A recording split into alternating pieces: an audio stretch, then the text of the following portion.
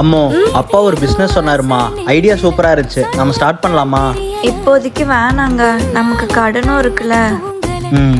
என்னங்க, பைக் இல்லாம கஷ்டப்படுறீங்கல்ல, அதான் எங்க அம்மா எங்க சொந்தக்காரங்க யார்ட்டையோ பழைய பைக் இருக்காமா, வாங்கி ரெடி பண்ணிக்கிறீங்களான்னு கேட்டாங்க. அது வேண்டாமா, பழச நம்ம ரெடி பண்ணி வாங்குறதுக்கு புதுசே வாங்கிக்கலாம். சரிங்க, நான் அம்மாட்ட சொல்லிடுறேன். சரிம்மா.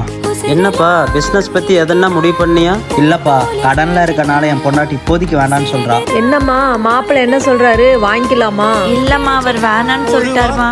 என்னப்பா நீ தானே வீட்டு குடும்ப தலைவன், பொண்டாட்டி பேச்சு கேட்டு முடிவெடுக்கிறேங்கிற? அவருக்கு என்னம்மா தெரியும், வெளியே போனா நீ தானே கஷ்டப்படுவ. குடும்ப தலைவன் அப்படிங்கிறது ஆம்பளைங்களுக்கு மட்டும் இல்லப்பா. எந்த வீட்டுல புருஷன் பொண்டாட்டி பேச்சை கேட்டு நடக்கிறானோ அவனும் உண்மையான குடும்ப தலைவன் தான்ப்பா. புருஷன் சொல்ற விஷயம் கரெக்டா இருந்தா எந்த பொண்டாட்டியும் ஏத்துப்பாங்கம்மா.